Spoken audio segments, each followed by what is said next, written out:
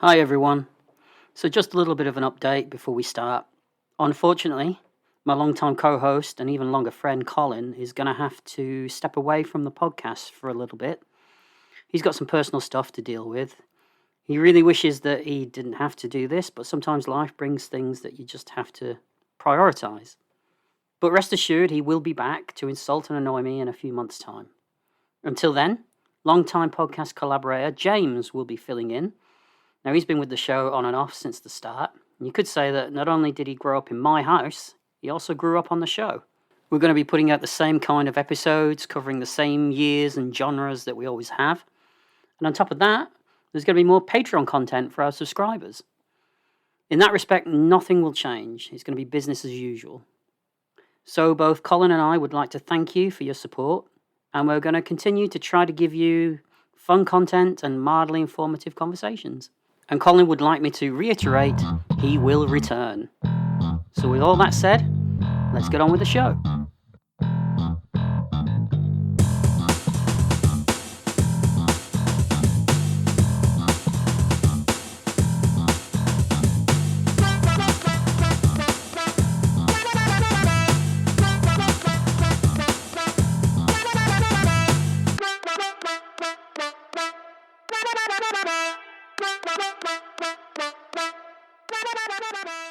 Hello and welcome to Retrospection, the podcast where we take an old movie or TV show and decide whether it should be toasted with champagne or karate chopped to the neck. My name's Paul, and I'm sort of a parasite, really. I feed on other people's talent. That makes a lot of sense, actually, yeah. All right, Colin. And I'm James, and there's an old saying, safety in numbers. Very, very true. So, here we are, James. You finally got to fill Colin's hot seat until he returns. Yeah. How does it feel? Wet, I'd imagine. I'm not sure how Colin would feel about that. Oh, he knows what he's like. It's good to have you anyway. Thanks. I mean, I see you every day. Yeah, but, you know. unfortunately. Yeah. You know that? Here we go. So on this episode, we'll be taking a look at the 60s British TV show The Avengers, which ran from 1961 to 1969. I thought the Avengers was an American thing, right? I was just about to say, I imagine that you got pretty excited when I said, oh, let's do The Avengers. Yeah, I thought, wow, I didn't know there was an Avengers in the 60s. Yeah, you thought the big green guy, guy that tosses his hammer about and all that. Yeah, no. This is a different Avengers. Oh, okay. Very different Avengers. Specifically, we've chosen Season 6, Episode 1, The Return of the Cybernauts. Mm-hmm. IMDb says, Paul Burford, I think it's Burford or Burford? Barefoot. Something like that, Burfoot. Yeah, Barefoot. Right. Okay, well, you know, Peter Cushing did like to wear slippers. Exactly. So. The brother of Clement Armstrong, the creator of the Cybernauts, blames Steed and Mrs. Peel for his brother's death at the cold hands of his own creations. Mm-hmm.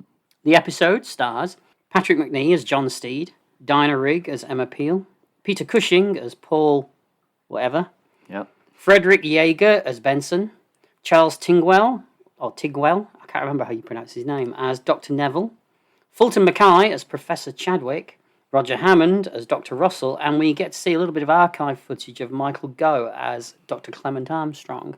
Now that's a cast of pretty much who's who film and TV British talent from the 60s. Oh, yeah, definitely. So as I said, this was a very long-running British show that also returned for 2 seasons from 1976 to 77 in the guise of the New Avengers. Mm. That sounds familiar as well. Yeah. Yeah. Return of the Cybernauts is a sequel to The Cybernauts from Season 4. Now, you might be wondering why we didn't choose that one to do. Yeah. I just thought, I've seen this episode before. Mm-hmm. You'd never seen anything to do with the Avengers before. Really. And I thought, as an introduction, this would be a good starting point. Okay. You don't really need to have seen the previous episode because it does explain everything. Plus it shows... It shows you pretty much everything. Yeah. So, I've got some facts. Okay. Do you want to hear some facts? Go on. All right. Don't kill yourself with enthusiasm, but all right. Dinah Rigg demanded a pay rise when she discovered that the cameraman, or one of the cameramen, was being paid more than she was. Sounds about right for the time, really, doesn't it? I don't think Dinah Rigg was someone that you messed with. I think she was quite a strong person. Well, the most I know about her is her being on Her Majesty's Secret Service. So Oh yeah, yeah. She got a Bond connection there. yeah. Yeah, and to be honest with you, there's lots of different connections in this. So the guy that plays Benson, who works for Peter Cushing's character, the other scientist, I think he's the guy that creates K9 in an old episode of Doctor Who. All right. And also, we've got Fulton Mackay, obviously, who you may not know who he is, but he's probably most famous as Mr. Mackay in Porridge, Okay. Right. which is another long-running British comedy series, Yeah. which is a really good show. There were strict rules as to what could and could not be shown on screen, such as no blood, no dead women, Just dead men. and no blatant sex. That's fair enough. There were a couple of other ones which were very strange, which I'm not really going to go into, but if you want to look up, they're very odd. There's one in particular. I mean, one of them was like no policeman or something like that, but there was one in particular which, let's just say, a little bit strange, viewed through modern eyes. So the vast majority of season 1 is considered to be missing from the show. No. Just disappears. There's only chunks of it remaining. So if you want to go back and watch the Avengers, the whole of Avengers, you actually can't do that. You have to start from, I think it's season 2, then, which is a bit annoying if you're a completist like I am, you know. What, did it just get lost or something? Just lost or erased, or who knows what happened to it. Now, Patrick McNee, he's an interesting guy. Now you know him from a Bond connection, another Bond connection. He's in View to a Kill. Yes. Now he was very good friends with Roger Moore. Right. Makes sense. Among many facts about Patrick McNee that I can throw at you is that he came up with the idea. Now you didn't actually see this in the episode, but I think They show it in the credits. in the credits. Yeah. He's got an umbrella sword. Yeah. That was his idea. Oh, okay. Because the character was originally supposed to just carry a gun, and he Yeah. wanted something a bit more flashy, a bit more sort of Unique. unique Yeah. to the character. And a few other facts about Patrick McNee, which you may not know. He had a lot in common with his character of Steed. Both attended Eton, only to end up being expelled, Fine. and both served in World War II. I mean, what actor in like the 50s and 60s hadn't served in World War II? Yeah, you do hear a lot of them Yeah. got their start acting in In the war. the service. Yeah. Yeah. Well, not in the war. They No, didn't. yeah, on the battlefield. They weren't running down the beach, breaking into a Shakespearean soliloquy. Yeah, you know, no. but yeah, a lot of them did. Yeah. The Avengers was also the first British show that was sold to an American network, All right. and in a lot of ways, it feels like the most British show, but it also feels a Yeah. little bit American, doesn't it? Because the way it's made and the way Yeah. it's shot. Dinah Rigg's leather suits became iconic. However, in season 5, she asked for a new line of athletic wear to be introduced, and that's the kind of stuff she's wearing in this episode. I think. Yeah. And she actually disliked the leather stuff. She thought it was uncomfortable, Fair enough. and I'm sure it was. But yeah, she's probably most known for wearing those leather catsuits in this, to the point where when they turned this show into a movie in the late 90s, which we won't speak of, I'm guessing it's not good then. they chose Steed, obviously, and they chose Emma Peel as the two main characters. And now, Emma Peel was just one amongst so many female agents that he worked with in the show. She wasn't the only one. Yeah. Previous to her, there'd been Honor Blackman, who went on to star in Goldfinger. Yeah, and then after Dinah Rigg left, there was Linda Thornton, who carried on in a different role. Okay. But I think the run with Dinah Rigg is always the most memorable to people, Yeah. because they have really good chemistry on screen.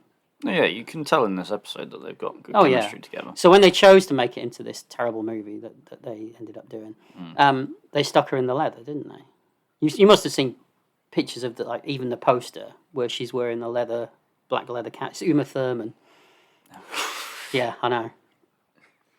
Don't know what genius did that casting. Yeah. So Sidney Newman, who created the show, never received a credit for it.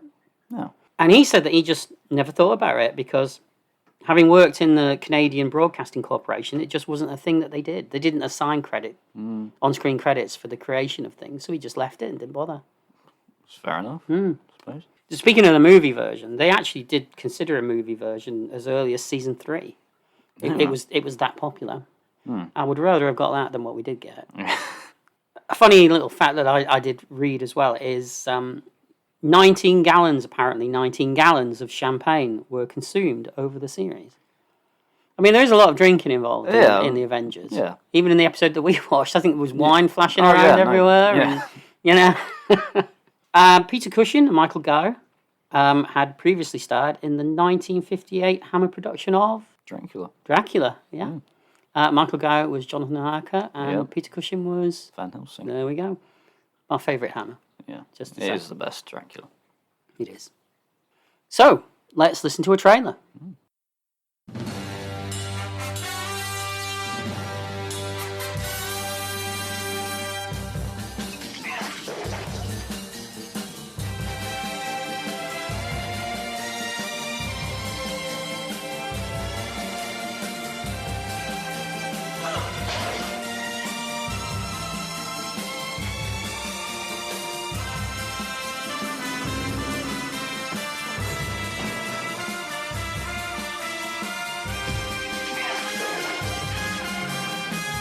Sorry, Mrs. Peel. My pleasure.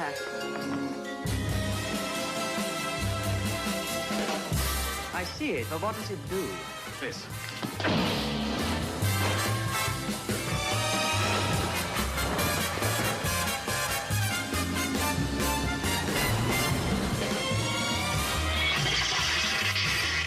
Feeling more cooperative?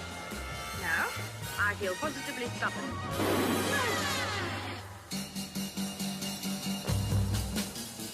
You've done a lot of damage. Oh, Mrs. Peel. Now, where have you been? Chasing an unidentified object. That's the vernacular, isn't it?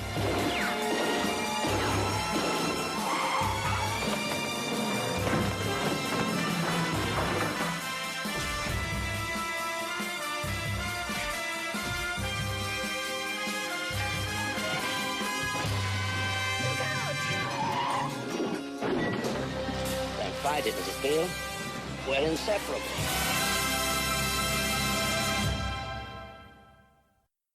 So we get these iconic opening credits and this great theme tune. You've got to admit this is a fantastic theme it's tune. a really good theme. Yeah. Both of them scream British and 1960s British, don't they? Oh, yeah, definitely. In a lot of ways, it looks like a lot of TV shows, especially ITC TV shows at the time, things like Randall and Hopkirk or The Champions. Oh, yeah. But there's something about the Avengers which is unique, I think. Yeah, to me, it looked... This could have just been the version we were watching, but to me, it looked like a modern show that was set in the 60s in terms of quality. I get what you mean, like a period show. Yeah. Yeah. I think storytelling wise, you'd be hard pushed to get away with what they get away with in the Avengers now. Because I don't think audiences would accept it in the same way. No. But yeah, I get what you mean. Production-wise, value-wise, Yeah. it looks like a modern show. And we start with hands going through cards that are fed into a computer. This was computers back in the day, James. This was cards being pushed into machines with big twirly knobs and flashing lights. Big twirly what? Knobs. And don't bring that childish humour. Childish? This is your brand, isn't it? No, we're going a bit more at market now. Colin's not here, all right? When he comes back, if he wants to bring us back down into the gutter, then that's up to him. But I'm trying to elevate us here, so don't pull us down. And then we get some ominous music. Something smashes its way into a house, shamelessly destroying property along the way. There's no need for that, is there? It's smashing things left, right, and centre. Yeah. And we see it's a cybernaut. You got confused at first, didn't you, between this and Doctor Who? Yeah, because I thought it's a bit... Cybermen, is that what you're thinking? Yeah. Yeah. I mean, I can see why you would get confused. And plus, Cybernauts gives off the feeling as if there's multiple, but there's only One. I think there was multiple in the previous episode. Oh, okay. Anyway, it kills a man, or we think it kills a man with a huge karate chop. How it doesn't kill him, I have not a clue. Although, but, I'll tell you what though, karate chops were the staple for... yeah, that is true. That is very true. This whole opening sequence with the music and the way it's shot is very hammerish, isn't it?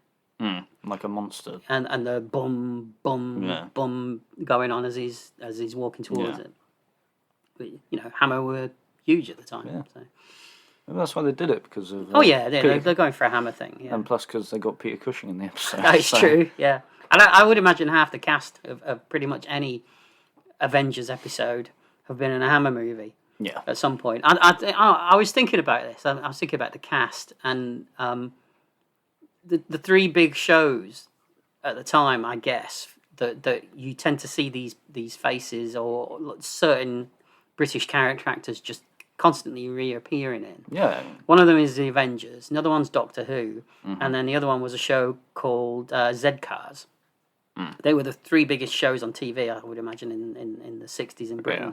And all these actors just interchange, But I suppose you get that now as well. You see the same actors on TV popping in and out of other people's shows. Yeah, exactly. And we get a scene with Steed, Mrs. Peel, and Paul, played by Peter Cushing. Yeah, no relation. I'm just going to keep calling him Paul because I can't pronounce his surname, as we said.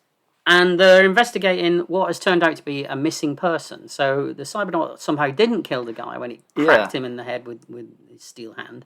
Well, it must have like kind of like a softener in its hand or something. You reckon? It's the same sound effect every time he hits someone. Yeah, and we see later on it seems to only just give people headaches. It depends who you are. So- I mean, if you're a main character and not yeah, a background artist, then it's different, isn't it? Yeah. This is a great scene with Peter Cushing, though. Is Paul kind of trying it on a bit with Mrs. Peel? Oh yeah. Because I mean, we find out that this character hates them both. He Yeah. hates people, but yeah, he's also kind of like, hey, hello. he's probably putting up the effect that he does. What, to lure them in? Yeah. Yeah, I guess so. Yeah.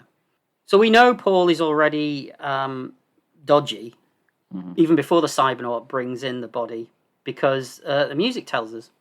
Yeah. Along with Peter Cushing's creepy sudden turn that he does. Yeah. It's always the staple for It is. villains It that are is. trying to be good. So later, Steed and Peel are investigating the crime scene, and Steed really doesn't like Paul, does he? He thinks there's something fishy Yeah. about him. Maybe it's Peter Cushing's just whole demeanour. Maybe. Or maybe he's seen him in Frankenstein. I don't know.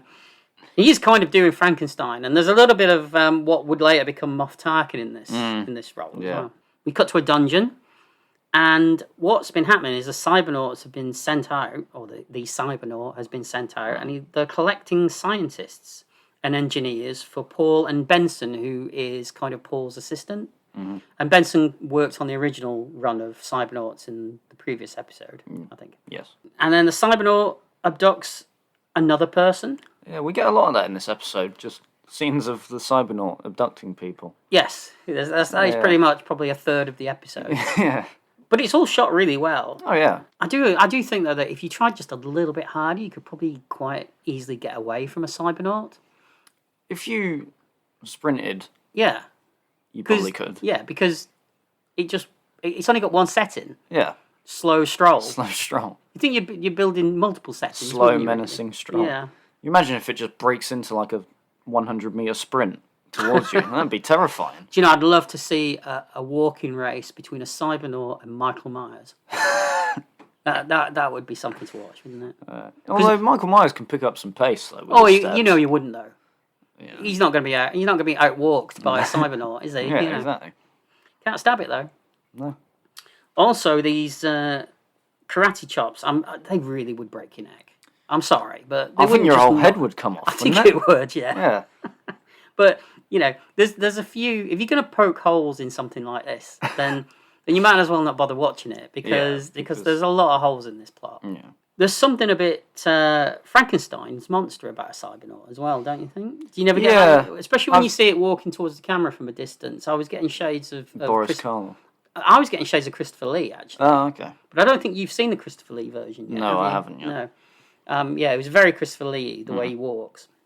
Steed and Peel return to Paul's house, and Peel goes in to investigate while Steed waits outside. Meanwhile, they're watching Steed on these incredible surveillance cameras that seem able to just zoom right into people's faces. Yeah. Can assume positions that only a cameraman can. Yeah, they pan, they move about, and this is the 60s, remember? Exactly. But I suppose if you can invent a Cybernaut, you can invent a camera that can Extreme do all zoom. this. Yeah, where's this technology now? That's what I Yeah, wanna know. exactly. Destroyed destroyed with the Cybernauts. Peel returns to Steed, and they set off to investigate the latest abduction scene, just as the Cybernaut brings the scientist Neville back to the lair. We get a little catch-up dialogue about the creator of the Cybernauts, and then we get this very James Bond villain scene where Paul shows the scientist clips from the previous Cybernaut episode. Yeah, with somehow surveillance footage that is exactly how the episode was shot. Expertly cut together. Yeah. Doesn't he say something like, these were internal cameras in his whatever it was, lair or whatever? And there's also a shot where Steed and Peel are literally facing the camera in like a little hideaway spot. So, I mean... Yeah. Yeah, it's good that he rooms writing on their faces, doesn't it? Yeah. It turns out that Peter is Michael Gow's brother, and he wants to kill Steed and Peel for revenge, basically. He doesn't just want to kill them, he wants to utterly destroy them, he says. Just shoot them. Why? You could. Why come up with this elaborate Cybernaut plan? Because then the episode would be about 10 minutes long. This is true.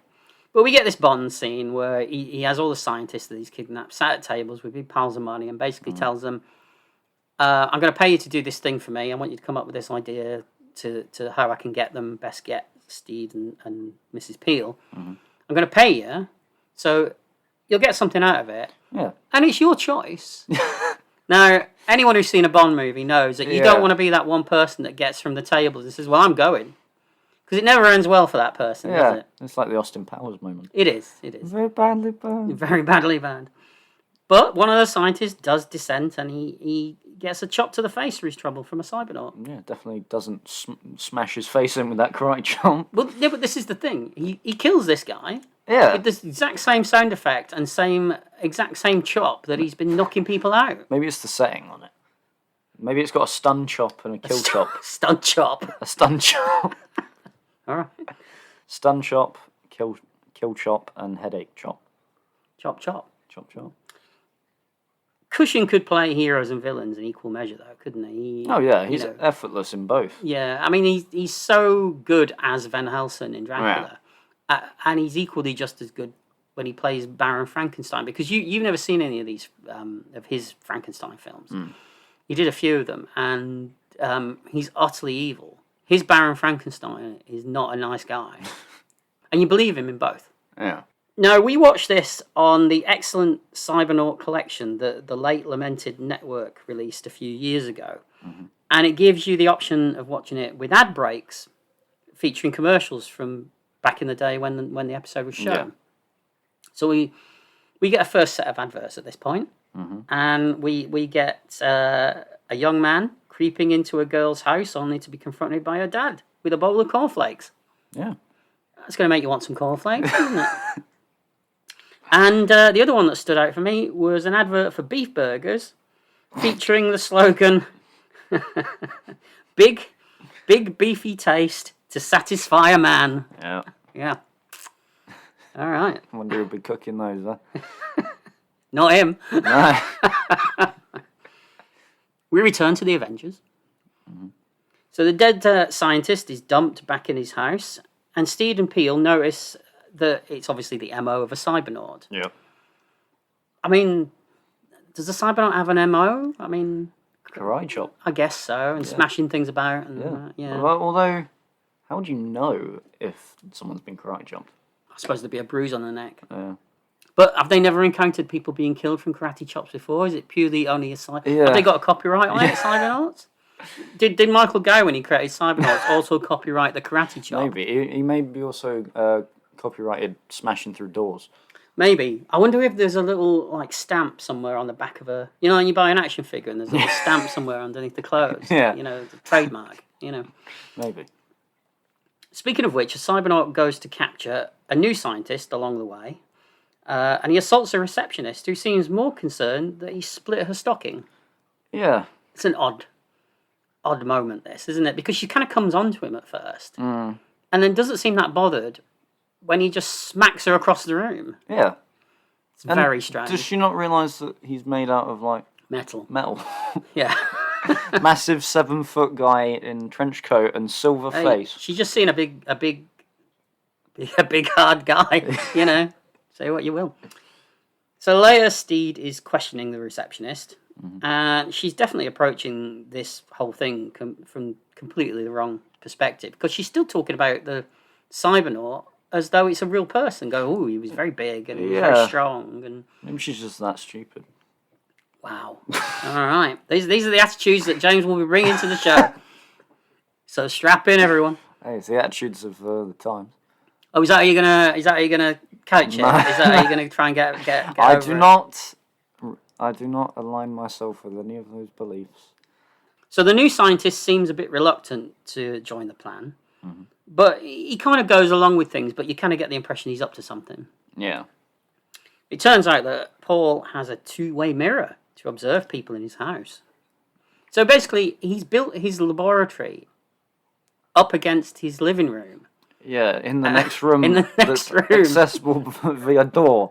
And we only see these two rooms at his house anyway. Yeah. Is that all there is? Maybe. Maybe he sleeps on the couch There's no kitchen? or on the floor. Yeah. Mrs. Peel's turned up, and she's turned up with a picture of Michael Gow. A very good portfolio shot of Michael Gow, I would say. Steed arrives, and Cushing is great here. He hides his hatred as they really lay into his brother in front of him. They call him all, like, every name under the sun, that he was he's crazy and all this kind of thing. What's your impression of, this is a good place to ask, what's your impression of Steed and Mrs. Peel's relationship, by the way? Because I know what the actors always thought. Yeah. And I'm just curious to know what I you have think. a feeling that there's something brewing. The way that they play it is they did have a thing together for a while, but then they kind of left it, and now they're just friends, you know. And obviously she's got married because her name's Mrs. Peel, but you never see Mr. Peel. But it is linked to why she eventually leaves the show. Okay. Yeah. Steed takes a call, and Paul feels the net getting closer because they need to talk to this lawyer who has some information that's really important. But Paul sends out a cybernaut to intercept this lawyer at his home, and the cybernaut smashes his way in and gives the lawyer the chop. Yeah. Yeah, and it's a kill shot. This one. Yeah. Yeah. Although he put the kill setting on. he did he ramped it up a notch. Yeah, the kill chop. Steed then arrives and he discovers the body, but suddenly he's confronted by the cybernaut. Although in my notes I did write Cyberman. I just noticed that. Yeah. It'd be funny if a Cyberman just walked in. Yeah. And Steve gets the chop as well, but he's obviously put the setting back down to stun here, you know. Yeah. And we get a second ad break. Now this time we get adverts for chocolate spreads. That's not a euphemism. No? Wow. I was going to say, is that not your nickname at school? Now that is a gag that I would throw at Colin. But, we get British razor blades. Remember, British. Yeah. Make a point of saying these are British. Yeah. And we get some posh people eating after 8 minutes. Oh, and we get washing powder aimed specifically at women. Of course. Yeah. You were quite shocked at just how many of these products are still on the market, weren't you? Yeah, because I mean, they had a Mr. Kipling Mr. Kipling advert, as well, which yeah. is something that I eat very regularly. Yeah, Kellogg cornflakes. Yeah. Yeah. And I think the razor blades with Gillette, and that's still a thing. Yeah, so, these things are still with us. Presented slightly better. But, Yeah. And we return to the Avengers. So Peel leaves Paul's home, and we see all the scientists working in their cells feverishly. Yeah. The new scientist seems to need some radical equipment, but he's a bit shifty about it. But they get it for him anyway. Yep. Turns out that Steed's head is thick, and he can take that chop. Yep. And he comes to, Mrs. Peel sort of nurses him back to health.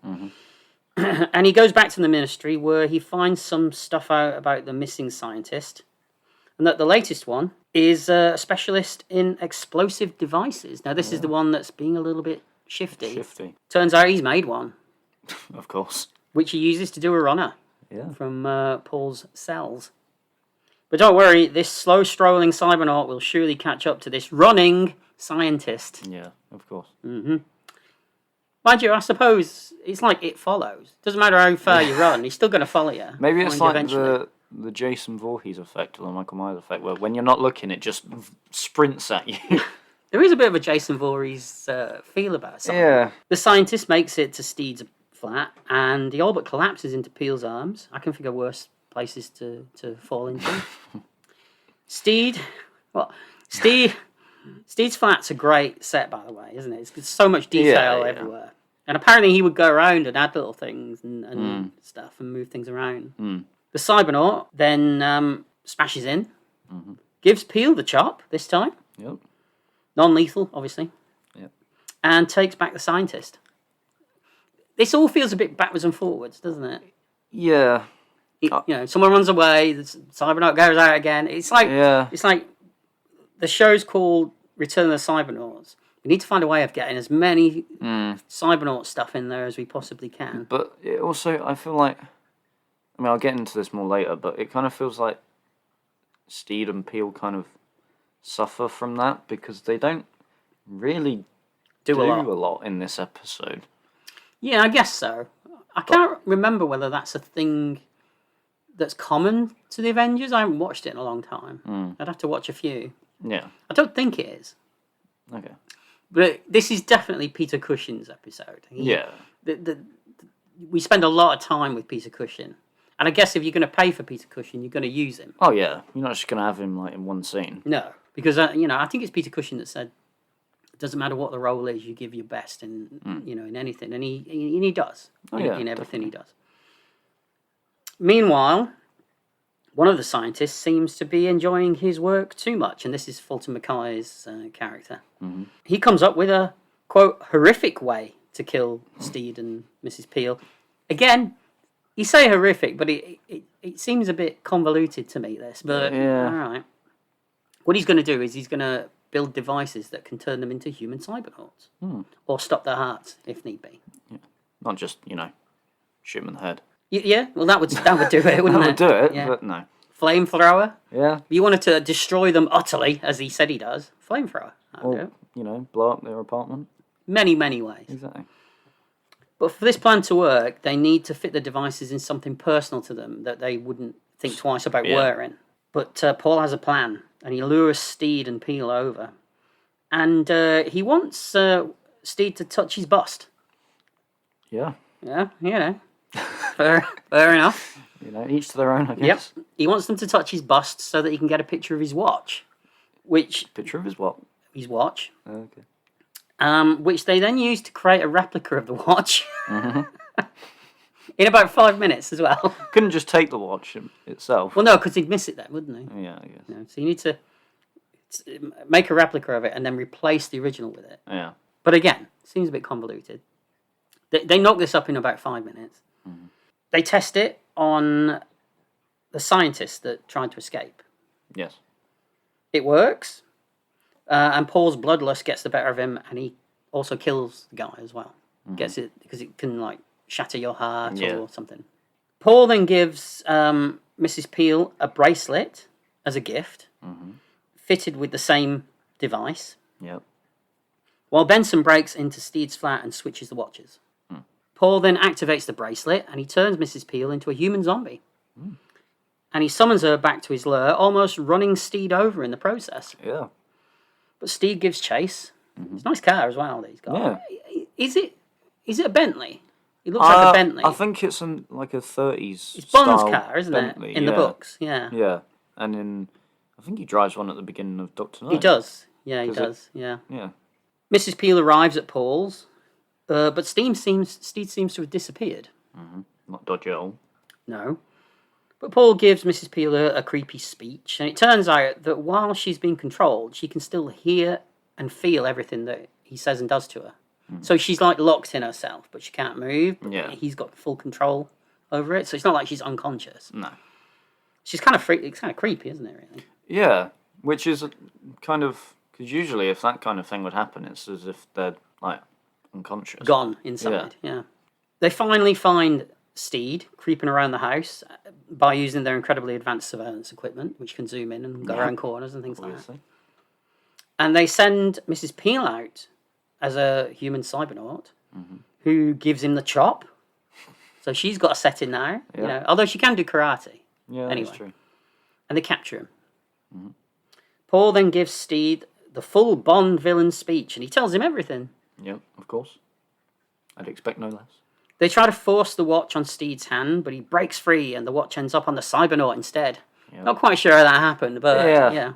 Mrs. Peel loses the bracelet in a struggle, and there's a pretty good fight. Although it did reminded me of Batman, actually. Yeah. 60s Batman. The way everything was just kind of... It looks unchoreographed, but it obviously is. Yeah. And it cuts to lots of wide shots of Yeah. lots of people flailing around in a big room. Yeah. But unfortunately, the Cybernaut kills Paul. He gives him a massive hug. Doesn't chop him, though. No. He's got a new skill. He's learned a new skill. Maybe that's what happened after the watch. Had an upgrade. Yeah. It crushes him. Breaks his back. Mm-hmm. During the struggle, though, I mean, Peter Cushing is incredibly physical, isn't he? The way he'll fling himself around and stuff. Well, he does that in Dracula. I know. And we get a little cute epilogue scene at the end, which is par for the course for the Avengers. This is how they used to top and tail most episodes. Yeah. In fact, this episode doesn't start this way, but most episodes start with one or the other characters, either Steed or Peel, going to see the other one and saying, we're needed.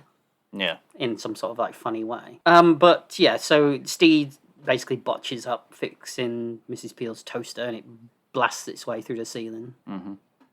And that is the end of the Avengers Return of the Cybernaut. Yeah. Cue the song. We finally reached the end. Was the film a blessing or a curse? A decision has to be made, cause Jay's tired of being Paul's nurse. A hit or a miss. A hit or a miss. A hit or a miss. A hit or a miss. Did they laugh? Did they cry? It's time for their final review. Does Jay enjoy being there, or is he a hostage in need of rescue? A hit or a miss. A hit or a miss. A hit or a miss. A hit or a miss. A hit or a miss. A hit or a miss. Should the film be set free or caught in a trap? Let's find out and listen to James and Paul talk crap. A hit or a miss. A hit or a miss. A hit or a miss.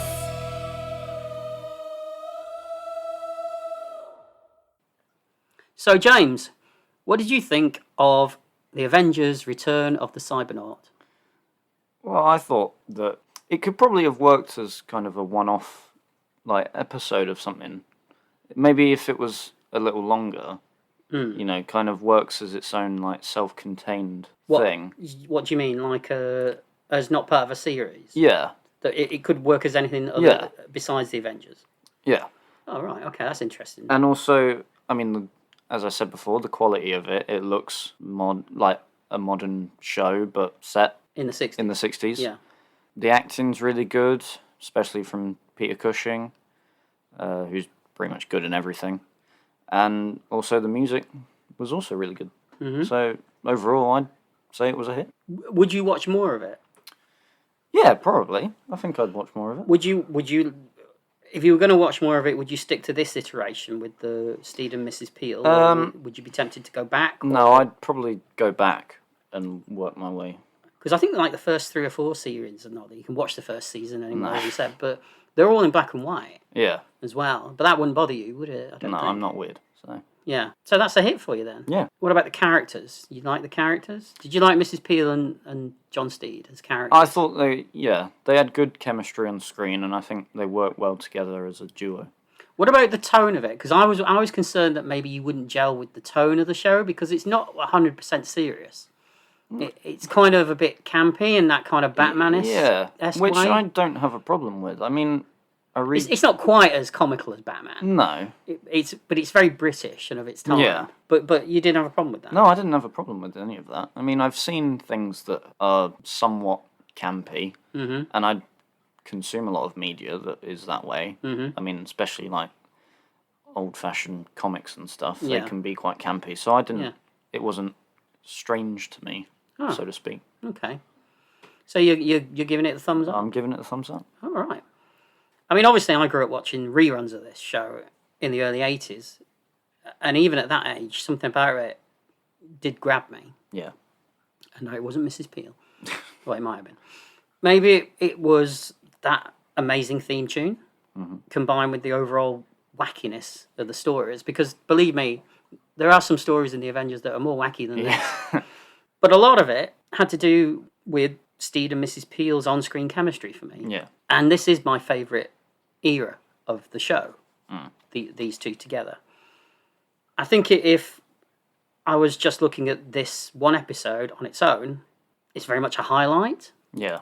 But on top of that, you have all these other great British character actors. And then to top it all off, you've got Peter Cushing, who never fails to give 100% in anything that he does. No, definitely not. It's downright silly plot. And you can pick apart that in less than a minute if you really wanted to. Well, it's taken us about 40. Exactly, So. yeah. But if any show can get away with this sort of thing, then it's the Avengers. Yeah. And if you're coming into this show looking to pick holes in it, then you probably should stay away from it. No. Because it's not that sort of a show, really. I love all the 60s vibes that we get. I get what you're saying, that it feels like a contemporary show set in the 60s. Yeah. I get that, yeah. And I think if they did that now, they'd probably do it the same way. Maybe not in terms of plot-wise, because I don't think you get away with the same kind of things, but the look and feel of it, they'd lean into the campness of it, because people think of swinging 60s and all that kind of thing. So for me, this is a big hit. I've always liked the Avengers.